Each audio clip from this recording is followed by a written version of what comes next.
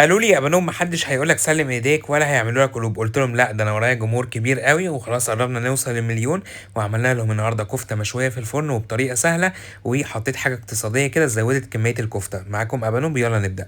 عندي بقى نص كيلو من اللحمه المفرومه فيها نسبه دهون ورغيف عيش بلدي.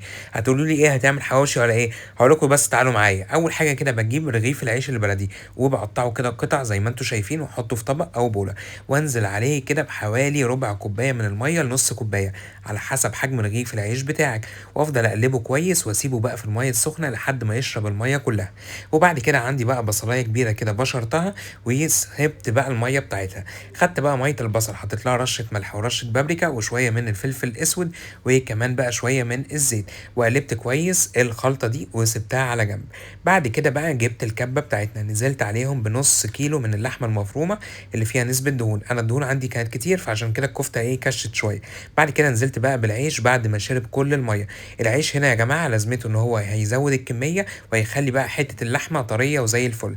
بعد كده نزلت بقى بالبصل اللي هو اللي انا صفيته من الميه بتاعته، وهنزل بقى بشويه من الملح وكمان بقى شويه من الفلفل الاسود. لو عندك 7 بهارات تمام، ما عندكيش حطي توابل لحمه، ورشه بابريكا مدخنه بسيطه، ومعلقه صغيره من البيكنج باودر.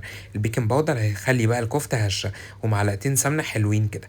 بعد كده هضرب بقى اللحمه كويس جدا يا جماعه في الكبه. لازم يا جماعه الوصفه عشان تنجح معاكي لازم يكون عندك كبه، او لو هتعمليها على ايديكي لازم بقى تضربيها كويس جدا جدا لحد ما يبان لها صاحب. كل المكونات كده بتتسمغ مع بعض. بعد كده بقى عندي بقى اللحمه بتاعتنا، هبدا اصبع الكفته. الخلطه اللي انا عملتها ميه البصل والتوابل والزيت هدهن بيها الصينيه بتاعتي. وبعد كده هجيب بقى عندك الستيكس بتاعت الشيش طاووق، عندك بقى معلقه خشب، عندك سيخ، مفيش اي مشكله. هجيب بقى كده وادهنها بقى من ميه البصل، وهبدا بقى اعمل صباع الكفته. بصوا يا جماعه، الصباع ولا يبقى كبير ولا يبقى صغير، يبقى صباع وسط حلو كده زي اللي احنا بناكله من بره. بعد كده هاخد بقى صباع الكفته الحلو ده وابدا احطه في الصينيه. هسألكوا بقى سؤال، عايز اشوفكم مركزين معايا ولا لا في درس درس الكفته. انا حطيت حاجه في اللحمه النهارده علشان تزود الكميه بتاعتها وتخليها طريه وزي الفل. ها، فاكرين انا حطيت ايه ولا لا؟ لو فاكرين اكتبوا لي في الكومنتات. انا عايزكم بقى شاطرين. عايز اقول لكم برضو خبر، ان شاء الله ان شاء الله هتشوفوني قريب في برنامج تلفزيوني على طول كده، يعني هيبقى مفاجأة بالنسبة لكم. ان شاء الله هعلن المواعيد قريب. بعد بقى ما عملت كل صوابع الكفتة هاخد بقى الصينية بتاعتي احطها في الفرن على درجة حرارة 180، تقعد حوالي تلت ساعة لنص ساعة. تمام، ما نزودش اكتر من كده سوا.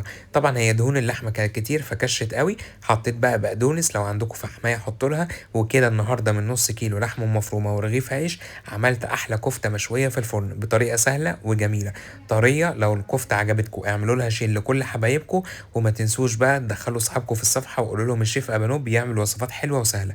باي باي.